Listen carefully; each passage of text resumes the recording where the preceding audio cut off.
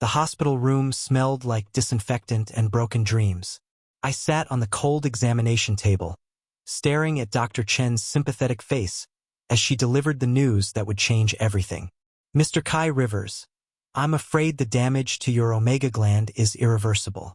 Without proper treatment within the first year, and given the surgical extraction that occurred, your body has begun rejecting synthetic hormones. You have approximately 6 months, maybe less. 6 months. The words echoed in my mind like a death sentence. My hand trembled as I touched the scar on my neck, the place where my gland used to be, the place where Damon Ashford had taken everything from me 3 years ago. Is there nothing we can do? I asked, though I already knew the answer. Dr. Chun shook her head slowly. I'm sorry. The black market surgery was too crude. Your body is shutting down without the natural hormone regulation. I left the hospital in a daze, walking through the city streets without seeing them. My phone buzzed with a message from my son, Leo. Dad, can Damon come to dinner tonight, please? He's been so nice to me at the youth center. My heart clenched. Leo was 7 now, bright and beautiful, with my dark hair and curious eyes. He didn't know the truth. He didn't know that Damon Ashford, the wealthy alpha who volunteered at the community center, was the reason I was dying. He didn't know that 3 years ago, Damon had stolen my omega gland to save his true mate, Adrian, who was dying from gland rejection. I had been a match, perfect biological match, and Damon had paid doctors, lawyers, and thugs to make sure he got what he needed. The courts ruled it was consensual because I had signed papers while drugged. My word against a billionaire's money meant nothing. But the cruelest irony? Leo adored him. My son had been searching for a father figure since my ex-partner Marcus left us when Leo was 2. Marcus couldn't handle having an omega partner who was too independent, too stubborn. And now Leo had found Damon, of all people. I typed back with shaking fingers. Okay, 7 p.m. I couldn't tell Leo no. Not when I only had months left to make him happy. That evening, I cooked Leo's favorite pasta, my hands moving automatically while my mind raced. The doorbell rang at exactly 7. Leo rushed to answer it, his excited voice carrying through our small apartment. Damon, you came. Dad made spaghetti. I steeled myself and walked to the entryway. Damon Ashford stood there, tall and commanding, with dark blonde hair and sharp green eyes. He looked every bit the successful businessman in his casual but expensive clothes. When our eyes met, something flickered across his face. Recognition, guilt, fear. Mr. Rivers, he said carefully, his voice deep and steady. Thank you for having me. Call me Kai, I replied, keeping my voice neutral for Leo's sake. Come in. Leo chattered happily throughout dinner, telling Damon about school, his friends, and his dreams of becoming a scientist.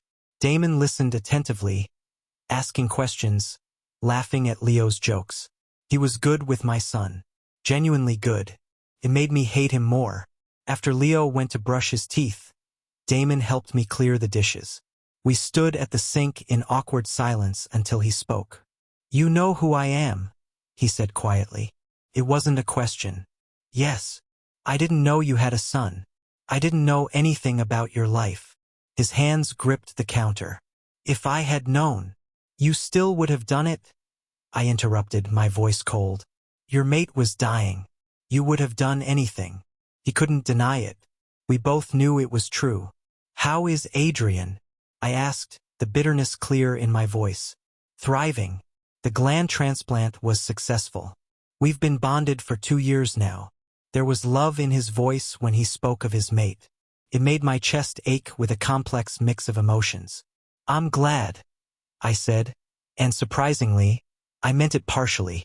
I wouldn't wish death on anyone, even if saving Adrian had condemned me. Leo talks about you constantly at the center, Damon continued. He loves you so much. You've raised an incredible kid alone. I won't be here much longer to raise him, I said flatly, turning to face him. The black market surgery you arranged is killing me.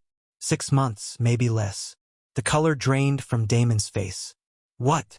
My body is rejecting the synthetic hormones. Without my natural gland, I'm dying. I smiled bitterly. So congratulations, Damon. You saved your mate and murdered me. Fair trade, right? He staggered back like I'd struck him. No, no, this can't. The doctors said it was safe. They said you'd be fine with hormone therapy. They lied. Or you paid them to lie. Does it matter now? Before Damon could respond, Leo bounded back into the room, his face freshly washed and shining with happiness. Damon, can you teach me that card trick you showed me last week? Damon's mask slipped back into place, the charming smile returning though his eyes remained haunted. Of course, buddy. Let me show you. I watched them together, my son's laughter filling our small apartment, and made a decision. Whatever happened between Damon and me, Leo deserved happiness. For the time I had left, I would let my son have this joy, even if it killed me to share these moments with the man who was actually killing me. 3 weeks passed in a strange new routine. Damon came to dinner twice a week, always bearing gifts for Leo science kits, books, puzzles. My son glowed with happiness. I pretended everything was fine, hiding my increasing fatigue and occasional dizzy spells. But Damon noticed. He noticed everything. One evening, after Leo had gone to bed, Damon cornered me in the kitchen. You're getting worse. I can see it. It's none of your concern, I said, scrubbing a plate harder than necessary. Kai, please. His hand caught my wrist, gentle but insistent. The touch sent an unexpected jolt through me. Omega instincts I thought had died with my gland. Let me help. I have the best doctors, experimental treatments. I yanked my hand away. Your money can't fix everything, Damon. You already proved that when you bought my gland like I was livestock. His jaw tightened. I thought you were being compensated fairly. I thought you understood what you were signing. I was drugged. The plate slipped from my hands, clattering in the sink. Your people drugged me, put papers in front of me, and told me it was a routine medical consent form. When I woke up, my gland was gone. There was money in my account I never asked for, and legal documents saying I'd agreed to everything. Damon's face went pale. That's not. I told them it had to be consensual. I specifically said, you told them to get you a gland. They did. How they did it was irrelevant to you as long as Adrian lived. The silence between us was heavy with accusation and guilt. Finally, Damon spoke, his voice rough. You're right. I was desperate. Adrian was dying, and I would have done anything to save him. But I swear, Kai, I didn't know they drugged you. I didn't know you didn't truly consent. Would it have mattered? He met my eyes directly. Yes, it would have. I'm not a monster, even if you see me as one now. I wanted to believe him. That was the worst part. Despite everything, something in his voice rang true. It doesn't matter now, I said tiredly.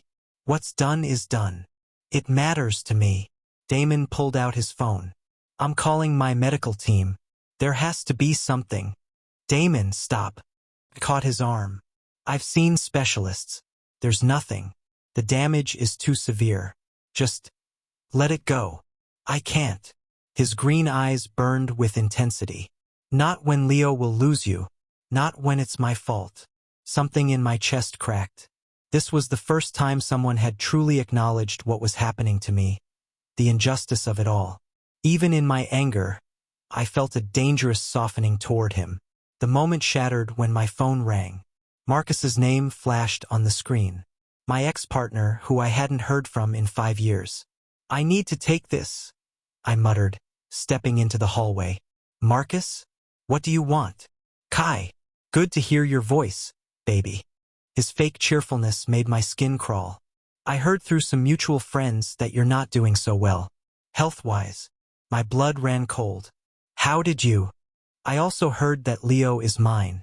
My biological son. That true? I had never told Marcus about Leo's paternity. We'd broken up before I knew I was pregnant. And frankly, Marcus had been abusive enough that I never wanted him near my child. Leo is my son. You have no rights. Actually, babe, I checked with a lawyer. If you're dying and I'm the biological father, I have a strong case for custody. Especially since you're clearly unfit, letting some random alpha play daddy with my kid. My knees nearly gave out. You can't. Marcus, please. You never wanted children. You don't want Leo. What is this really about? Maybe I've changed. Or maybe I just don't want some stranger raising my flesh and blood. Expect a call from my lawyer. He hung up. I stood frozen in the hallway, phone clutched in my trembling hand. Damon appeared in the doorway. Kai? What's wrong? Leo's biological father. He wants custody. The words came out strangled. He's never been in Leo's life, but if I die, he'll take my son. Over my dead body. Damon's voice was steel. I laughed bitterly. You're not family. You're nothing to Leo legally. You can't stop it. Damon was quiet for a long moment, his jaw working. Then he said something that stopped my heart. Then marry me. I stared at him. What? Marry me? If I'm Leo's legal stepfather, Marcus can't take him. And when you...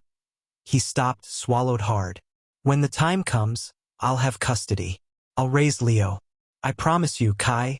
I'll love him like my own. You're already bonded to Adrian, I pointed out, my mind reeling.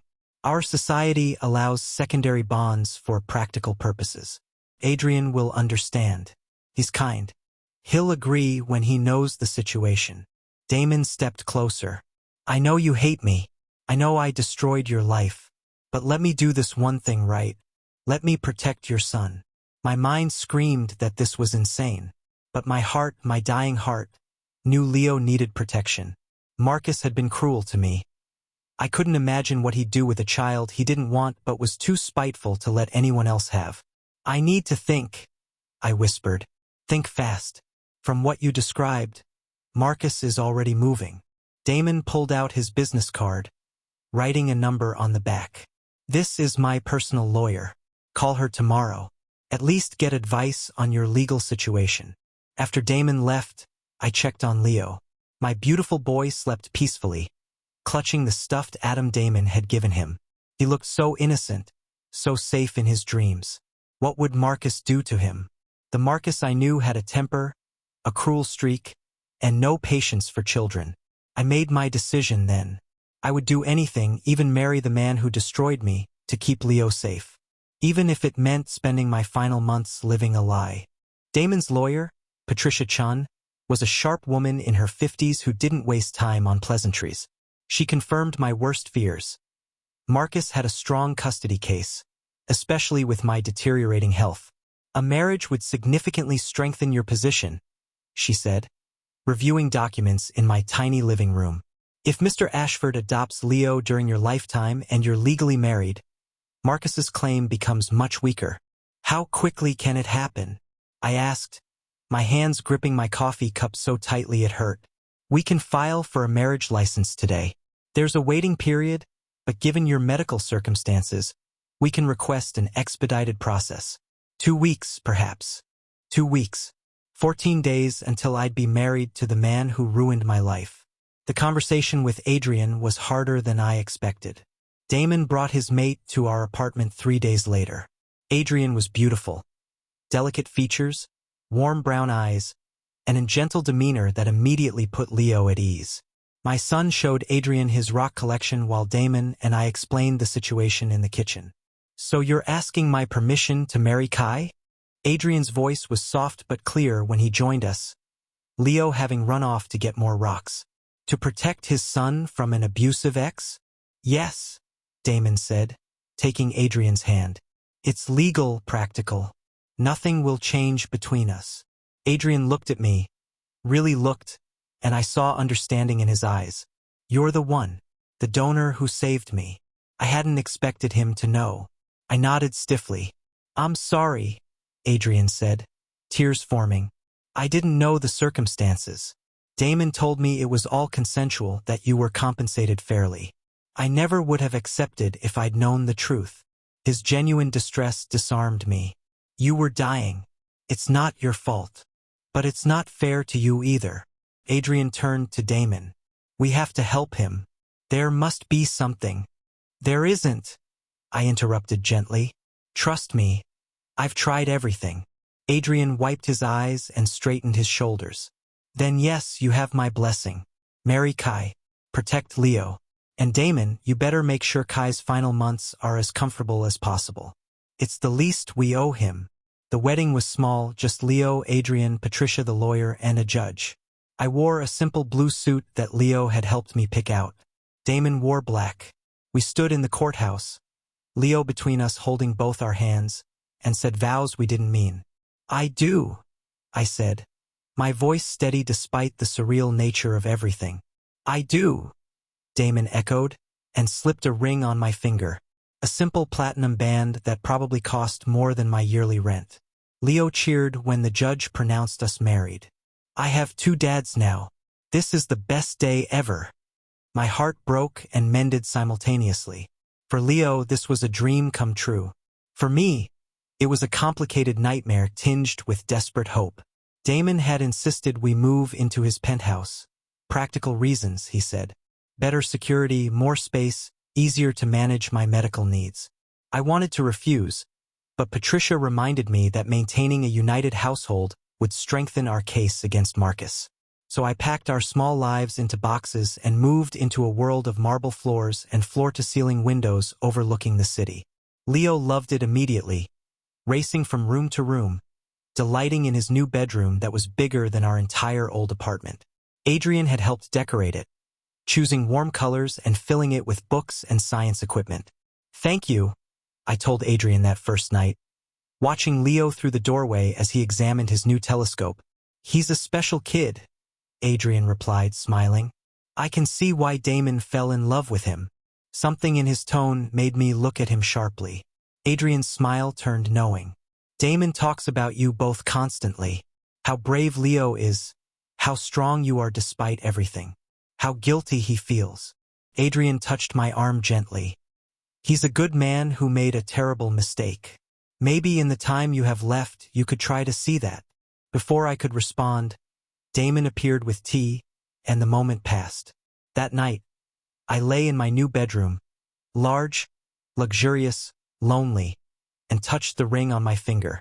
Through the walls, I could hear Leo's excited voice as Damon read him a bedtime story. This marriage was supposed to be practical, temporary, meaningless. So why did my traitorous heart flutter when Damon had said, "I do"? Why did I notice the way his eyes softened when he looked at Leo, or the guilty longing in them when they occasionally landed on me? I was dying. I had 6 months, maybe less. I couldn't afford to develop feelings for the alpha who destroyed me, no matter how good he was with my son. But the heart, it seemed, didn't care about logic. A knock on my door interrupted my spiraling thoughts.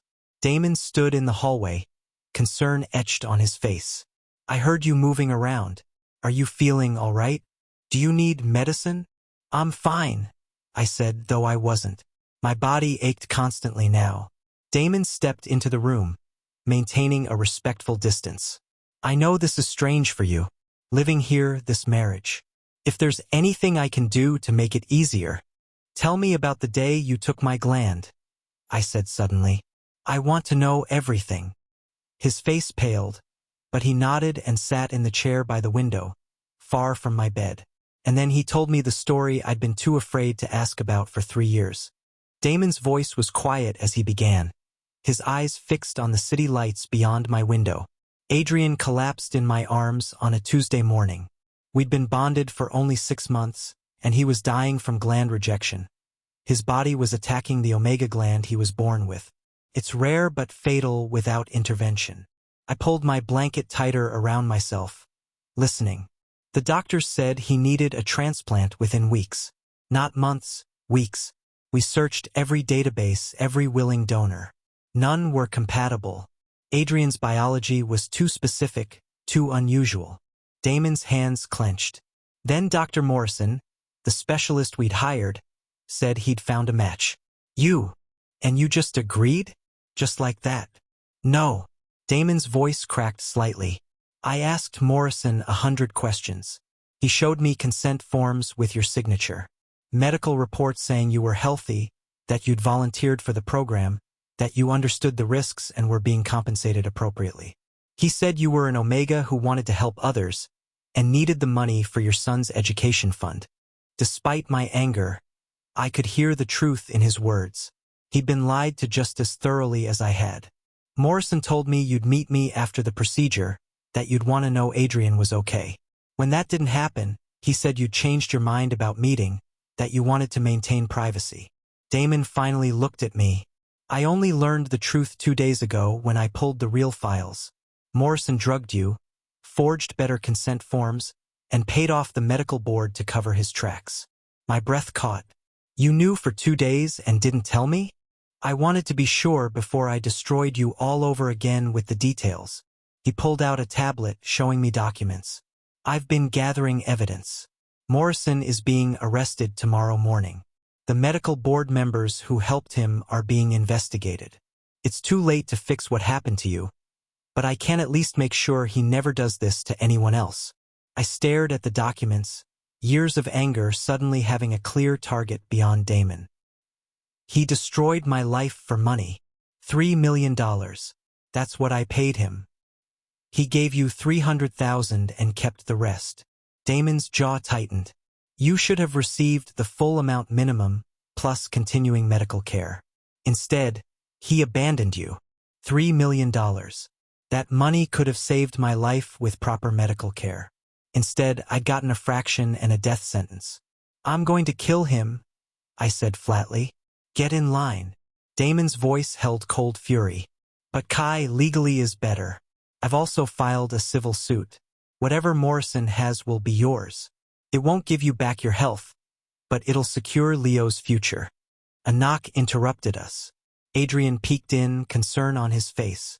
Sorry to interrupt, but Leo just woke up crying from a nightmare. He's calling for his dad. Both Damon and I stood simultaneously, then paused, looking at each other awkwardly. The word dad now applied to both of us. I'll go, I said, but Damon caught my arm gently. We'll both go. We're partners in this now, remember? Leo's room was dim, lit only by a nightlight shaped like the solar system. My son sat up in bed, tears streaming down his face.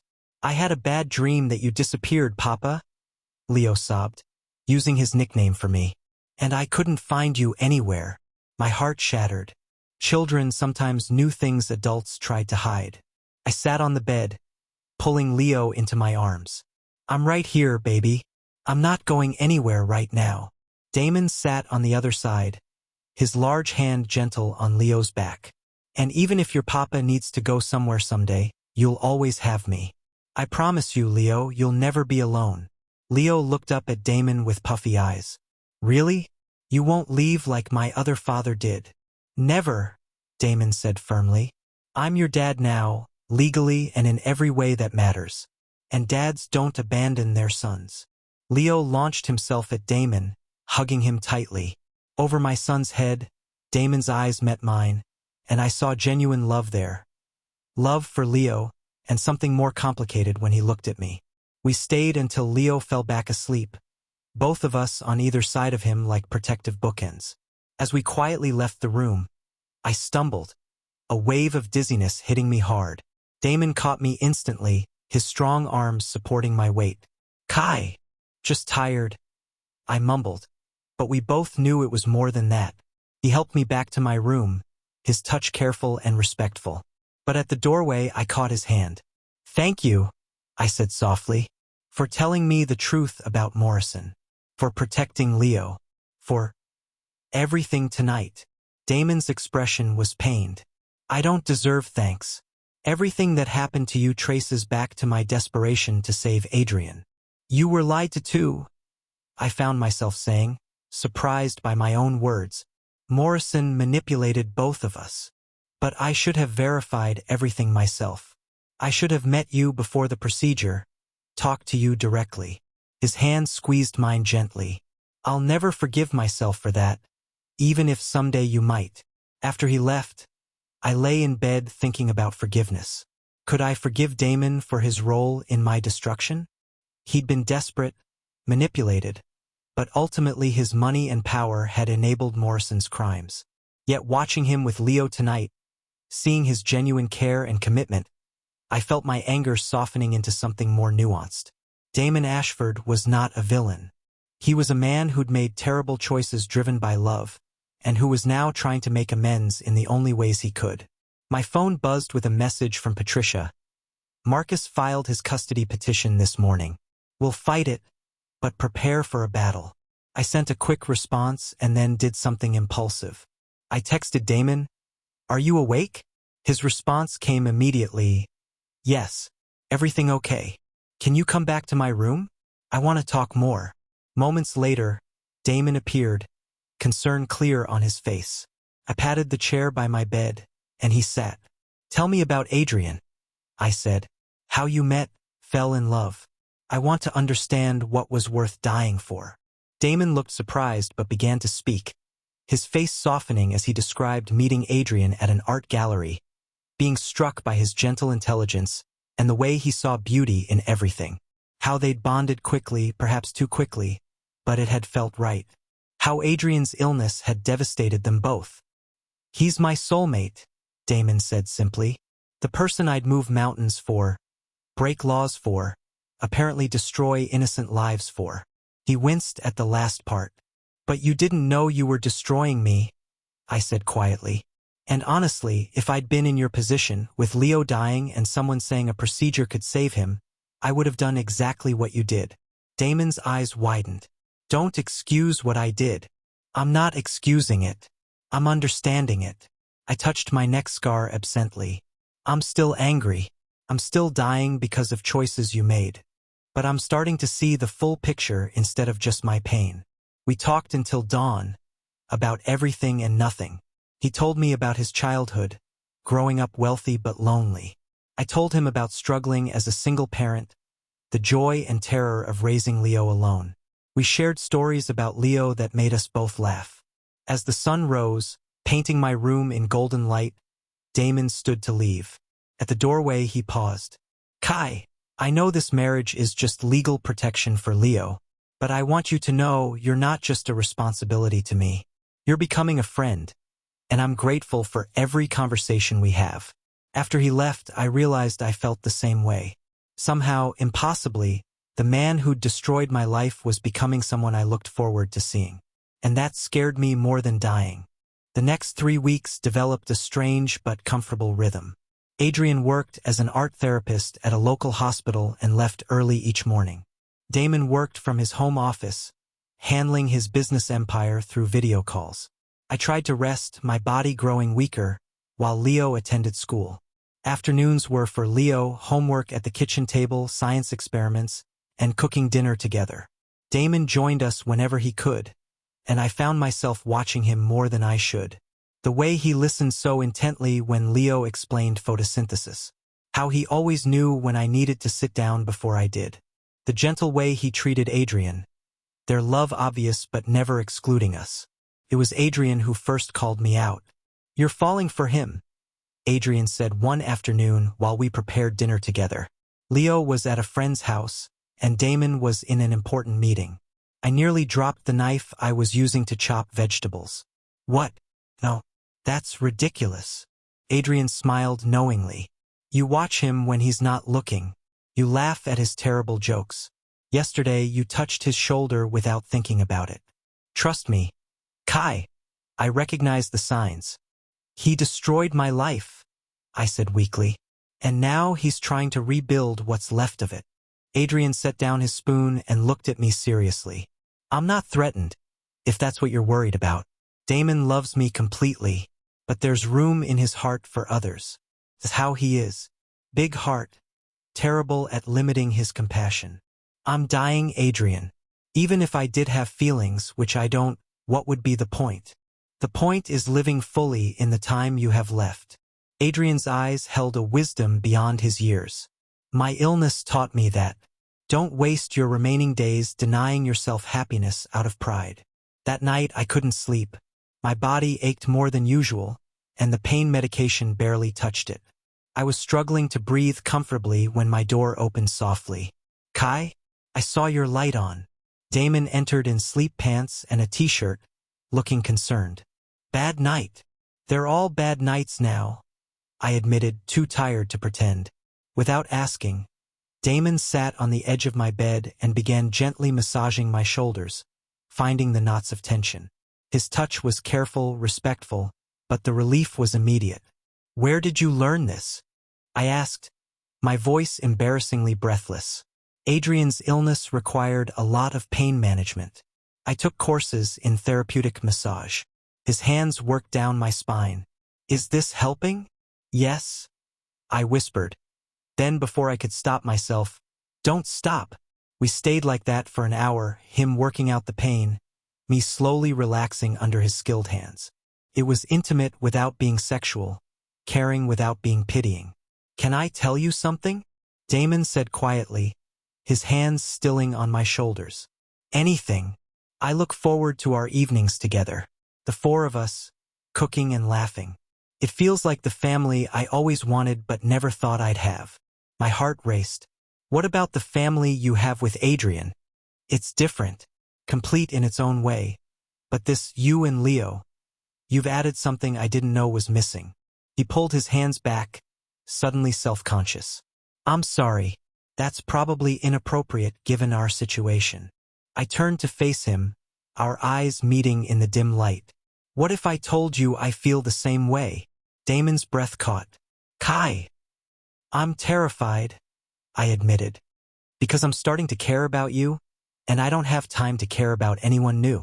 It's not fair. Life isn't fair, Damon said softly. We both learned that the hard way.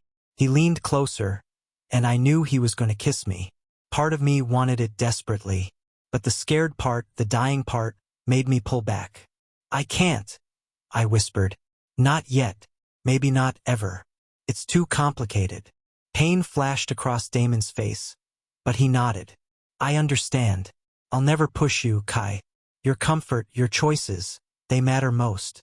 After he left, I lay awake touching my lips, wondering what it would have been like to kiss him, to let myself feel something beautiful in these final months. The next day brought news that shattered our fragile peace.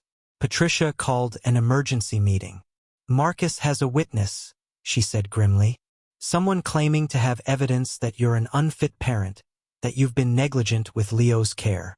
That's impossible. I stood up too quickly and swayed. Damon steadied me. I've dedicated my life to Leo. The witness is Dr. Morrison. The room went silent. Morrison, the man who drugged me and stolen my gland, was now testifying against me to help Marcus win custody. He can't do that, Damon said, his voice deadly calm. He's about to be arrested for medical malpractice and fraud. His lawyer is claiming he's cooperating with authorities and should be granted leniency. Part of his cooperation is truthful testimony about your situation. Patricia looked at me sympathetically. He's claiming you were a drug addict who sold your gland willingly for money, that you've been unstable and unable to care for Leo properly. I felt my world collapsing. That's all lies. We know. But Marcus has clearly made a deal with Morrison. Money or legal protection in exchange for false testimony. Patricia pulled out more documents. We need to counter this hard. I'm recommending we go public with the full story. The illegal gland theft, Morrison's crimes, everything. No, I said immediately. Leo will find out. He'll learn what happened to me through news reports and social media. I can't do that to him. Then we need another strategy, Patricia said. That evening, while Leo did homework, the adults gathered in Damon's study. Adrian sat next to me, offering silent support while we brainstormed options. What if I testify? Adrian suggested. I can explain the medical situation, how Morrison lied to everyone. I can show that we had no idea Kai wasn't a willing participant. Marcus's lawyer will tear you apart, Patricia warned. They'll say you benefited from Kai's stolen gland and you're biased. Then what do we do? Damon's frustration was clear. We can't let Marcus win. He'll destroy Leo. I stood up, decision made. I'm going to talk to Marcus. Alone. Face to face. Everyone protested at once, but I held up my hand. He was my partner once. I know how he thinks, what motivates him. If this is really about money or power or spite, I can work with that. It's too dangerous, Damon argued. What if he hurts you? I'm already dying. What else can he do? I smiled sadly. Set up the meeting, Patricia. Tomorrow if possible. Let's end this. That night, Damon came to my room again. Without words, he lay down next to me on top of the covers, fully clothed, just offering his presence. I turned to face him and we stayed like that, foreheads almost touching. Whatever happens tomorrow, know that Leo will be safe with me, Damon whispered. I promise you. I know, I said and meant it. As we lay there in comfortable silence, I realized Adrian had been right. I was falling for Damon Ashford. The timing was terrible, the situation impossible, but my heart didn't care about logistics. And maybe that was okay. Maybe in my final months, I deserved to feel something beautiful, even if it hurt. The coffee shop where I met Marcus was neutral territory. Public enough to be safe, private enough to talk honestly. Patricia and Damon waited in a car outside, both unhappy about the meeting but respecting my choice. Marcus arrived 10 minutes late, a power play.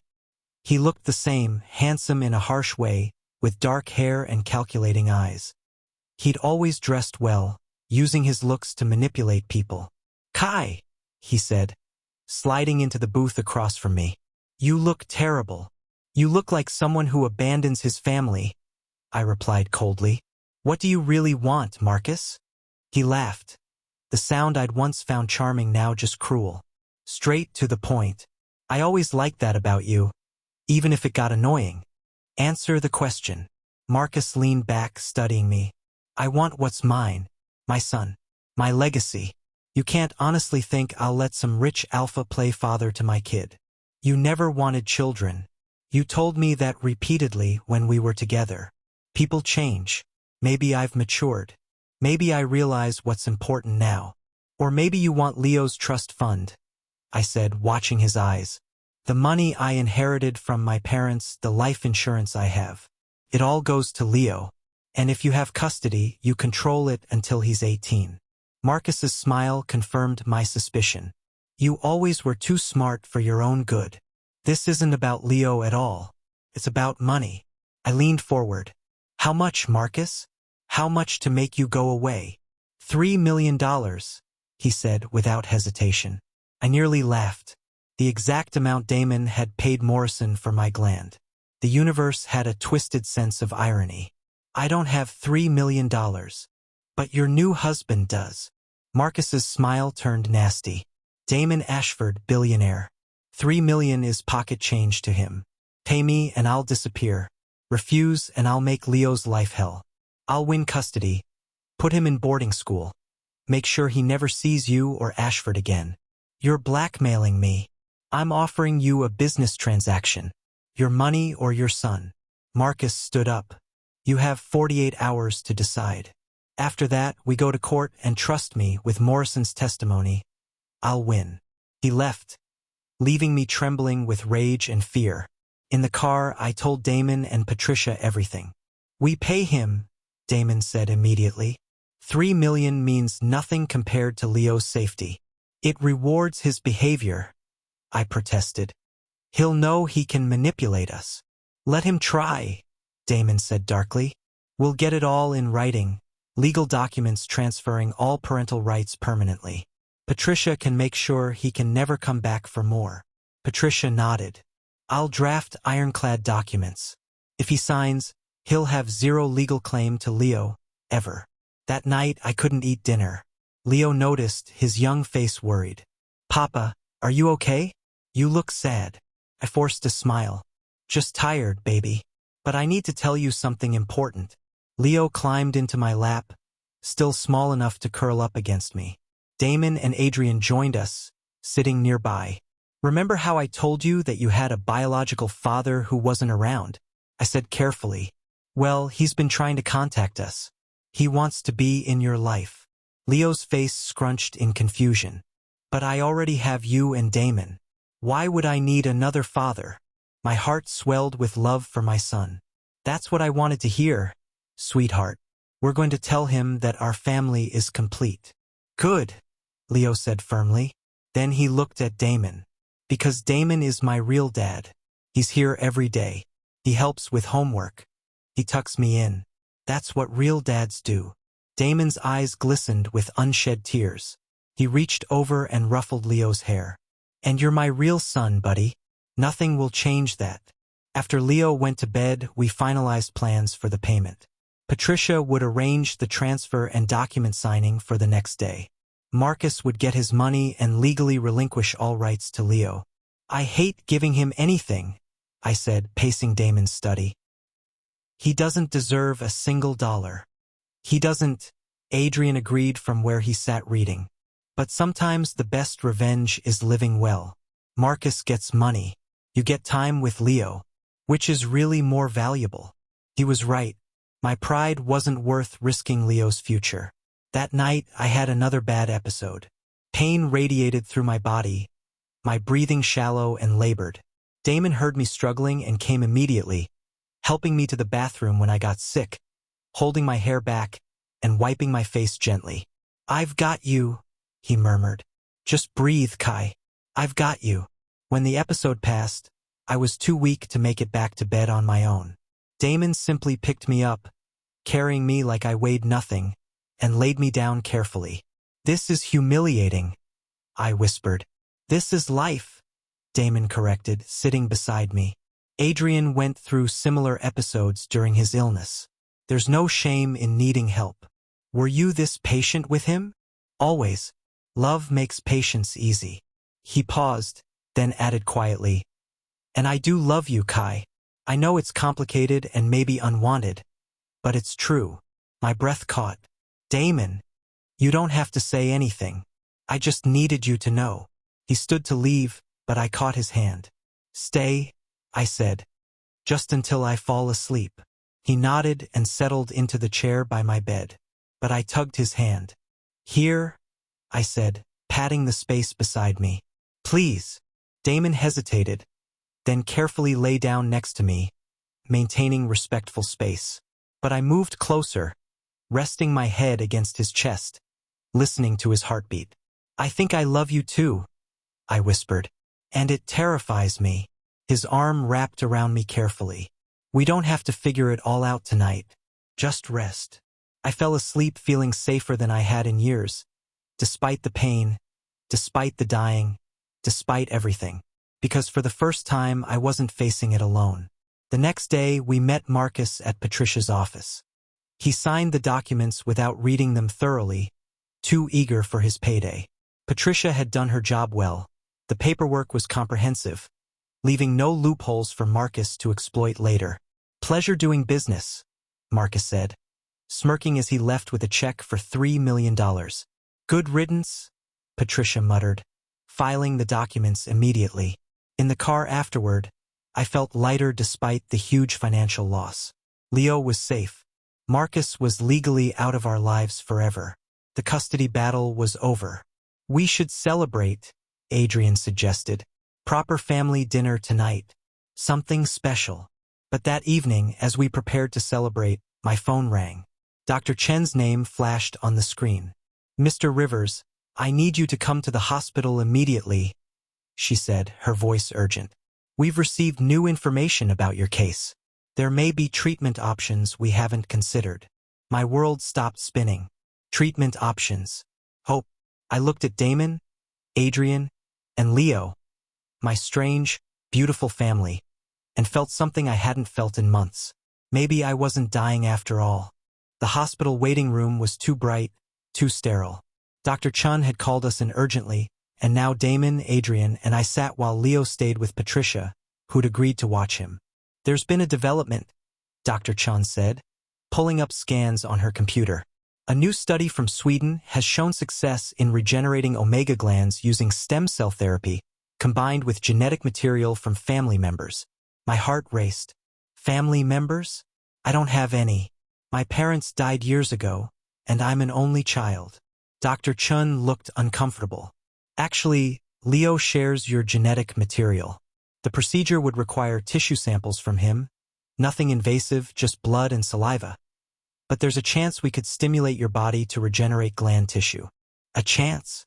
Damon leaned forward. "What percentage?" 30% success rate in the Swedish trials. It's experimental, expensive, and would require months of treatment. But it's something. 30%. Better odds than the 0% I had now. "What's the catch?" I asked, knowing there had to be one. The procedure is not approved here yet. You'd need to travel to Sweden for treatment, staying there for at least 4 months. The cost would be approximately $5 million, not including living expenses. $5 million. An impossible sum, except I was married to a billionaire. We'll do it, Damon said immediately. Whatever it costs. Damon, that's not your decision. I started. You're my husband. Leo is my son. This is absolutely my decision. His voice was firm. We'll all go to Sweden. Adrian can work remotely, Leo can study remotely for a semester, and I can manage my business from anywhere. Dr. Chun looked between us. There's one more thing. The procedure has side effects. Even if successful, Mr. Rivers would be in significant pain for months during the regeneration process. And there's a risk of rejection that could accelerate the deterioration. Meaning I could die faster, I said flatly. Yes. The room fell silent. Try and potentially have 4 more months of pain before dying faster, or don't try and die more peacefully in 6 months. I need time to think, I said. That night I couldn't sleep. The possibility of survival warred with the fear of suffering. Around midnight, I found Adrian in the kitchen, making tea. Couldn't sleep either? He asked, handing me a cup. Too much to think about. I sat at the kitchen island. Adrian, what would you do? If you were me? He considered carefully. When I was sick, Damon would have done anything to save me. And I wanted to live, wanted to fight. But everyone's different. Some people choose peace over pain. It's not just about me anymore. It's about Leo. Leo needs you alive. But he also needs you present and happy in whatever time you have. Adrian touched my hand. Don't choose suffering just because others want you to live. Choose what feels right for you. His wisdom, as always, struck deep. Before I could respond, we heard raised voices from Damon's study. Adrian and I exchanged glances and moved closer. Can't keep lying to him. Damon's voice, angry and frustrated. You have to, at least until the treatment begins. An unfamiliar voice, male and sharp. If Kai finds out the truth now, he'll never agree. My blood ran cold. I pushed open the study door without knocking. Damon stood by his desk with a thin man in an expensive suit. Someone I'd never seen before. Both men jumped when I entered. What truth? I demanded. What are you hiding from me? Damon's face went pale. Kai, it's not. Tell me. Now. The thin man spoke first. I'm Dr. Reeves, Mr. Ashford's private medical consultant. I've been reviewing your case. And Dr. Reeves glanced at Damon, who nodded reluctantly. The Swedish treatment is real, but the 30% success rate only applies to omegas whose glands were damaged naturally. For surgical extraction cases like yours, the success rate drops to less than 5%. I felt like I'd been punched. 5%. Dr. Chun doesn't know this because the studies haven't been published yet, but I have contacts at the research facility. Dr. Reeves pulled out documents. The procedure is essentially experimental torture with almost no chance of success. You were going to let me do it anyway? I looked at Damon, betrayal burning in my chest. You were going to let me suffer for months for a 5% chance? No. I was trying to figure out how to tell you. Damon started. When? After we were in Sweden? After I'd gone through weeks of agony? My voice rose. You lied to me, Damon. Again. I was trying to protect you. From what? The truth? My own choices. I backed away from him. You keep making decisions about my life, my body, without telling me everything. First my gland, now this. That's not fair, Damon said desperately. The gland situation was Morrison's lie, not mine. But this is your lie. You knew the real odds and were going to manipulate me into treatment anyway. Adrian appeared in the doorway, his face sad. Kai, Damon was conflicted. He's been agonizing over this for days. Then he should have told me days ago. I turned to leave, then spun back. How long have you known, Damon? 3 days. Since Dr. Chun called with the Swedish option. 3 days. 3 days of letting me hope while knowing the truth. 3 days of lies. I can't do this, I said quietly. I can't be married to someone who makes decisions about my body without my consent. Not again. Kai, please. Damon reached for me, but I pulled away. I need space. I need to think. I left the study, grabbed my coat, and walked out into the cold night. I didn't have a destination, just needed to move, to breathe, to process. My phone buzzed repeatedly, Damon calling. I ignored it. Then a text from Adrian. He loves you. He's terrified and making bad choices out of desperation. Not an excuse, just context. Come back when you're ready. I walked for hours, ending up at a small park near our old apartment. Sitting on a bench, I finally let myself cry. Not just for the betrayal, but for everything. The lost gland, the dying body, the impossible situation of loving someone who kept lying to protect me. My phone rang again. This time it was Patricia. Kai, where are you? Damon is frantic. He thinks you've left for good. I'm at Riverside Park. I just needed to think. Well, think fast. Leo woke up asking for you. He knows something's wrong. That got me moving. Whatever my feelings about Damon, I wouldn't abandon my son. When I returned to the penthouse, Leo ran to me, tears streaming down his face. Papa, I thought you left. Never, baby. I'll never leave you. I held him tight, glaring at Damon over Leo's head. After settling Leo back in bed with promises I'd be there in the morning, I found Damon alone in the living room, his face ravaged with guilt. I'm sorry, he said immediately. You're right. I should have told you the real odds the moment I knew. I was wrong to try to protect you from the truth. Why did you do it? I asked tiredly. Because losing you terrifies me. The thought of watching you die when there's even a tiny chance of saving you. I couldn't stand it. Damon's voice cracked. I know that's selfish. I know it's wrong. But I love you, Kai. And love makes people stupid. Love requires trust, I said. And you keep breaking mine. I know. And I don't know how to fix it. He looked broken, vulnerable in a way I'd never seen. Tell me what you need. I'll do anything. I thought about what Adrian had said, about Damon being desperate and making bad choices. I thought about my own fear of suffering, of hoping and being disappointed again. I need honesty. Complete, painful, ugly honesty. No more protecting me from difficult truths. I stepped closer. And I need to make my own choice about the treatment. You don't get a vote. Agreed. Completely. Damon nodded. What's your choice? I don't know yet. I need to talk to Dr. Chun. See the real data. Understand all the risks. I touched his face gently. But I appreciate that you wanted to save me, even if your method was terrible. I'm really sorry, he whispered. I know. And I'll forgive you eventually. But Damon, this is your last chance. One more lie about something important and I'm gone. Marriage or not, I'll find a way to protect Leo without you. He nodded, understanding the severity. No more lies, I promise. We stood there in the quiet penthouse, both damaged people trying to figure out how to love each other without destroying what remained. The next morning, armed with the real data from Dr. Reeves, I made my decision about the treatment. The meeting with Dr. Chun was thorough and painful. With Dr. Reeves present, we reviewed every detail of the Swedish treatment, the real 5% success rate, the months of agony, the risk of accelerated death.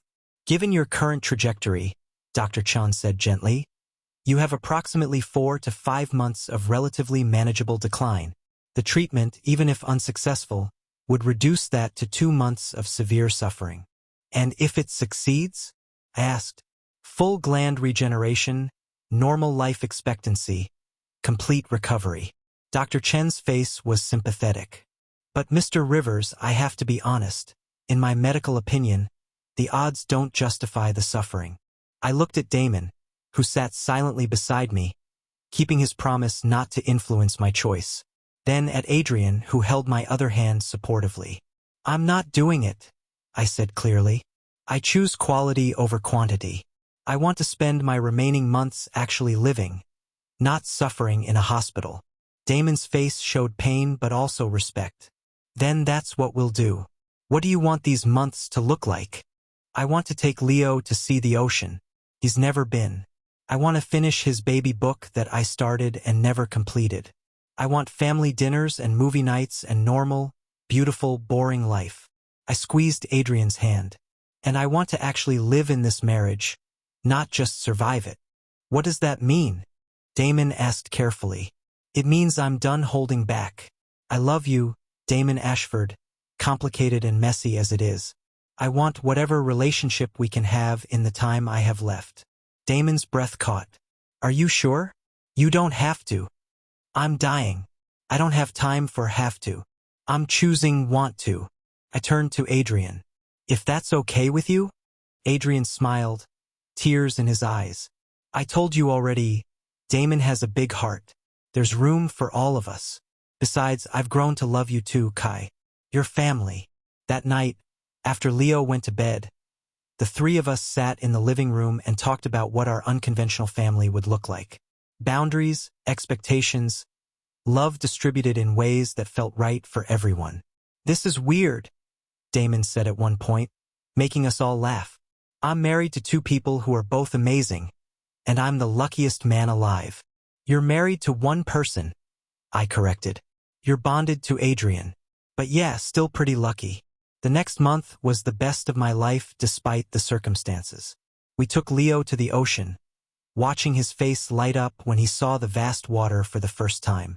Damon and I walked on the beach while Adrian and Leo built sandcastles, and for the first time, Damon held my hand in public.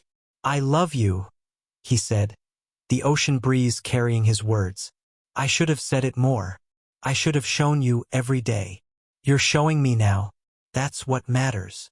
I finished Leo's baby book, filling in years of memories and adding new ones. Damon contributed photos I'd never seen. Pictures he'd taken of me and Leo during our dinner visits. Moments I hadn't known he was capturing. You were documenting us? I asked, surprised. I fell in love with you both so early, Damon admitted. I couldn't help it. I wanted to remember everything. Family dinners became sacred. The four of us together, cooking and laughing. Leo thrived with all the attention, his happiness making everything worthwhile. But the disease progressed. By month 3, I needed help walking some days. The pain increased despite medication. Dr. Chun visited weekly, keeping me comfortable but honest about the timeline. Another 6 weeks, maybe 8, she said privately. I'm sorry, Kai. I told Damon that night. We lay in bed together. He'd moved into my room permanently weeks ago with Adrian's blessing. His arms wrapped around me carefully. I'm not ready, he whispered. I just found you. I'm not ready to lose you. Then we make every day count. I turned to face him. Damon, after I'm gone, I need you to promise me something. Anything. Don't let grief consume you. Love. Be the father Leo needs. Maybe someday find someone else who makes you happy. I touched his face. You have so much life left to live. How can I promise that when I can barely imagine tomorrow without you? Because you're strong. Because Leo needs you. Because Adrian needs you.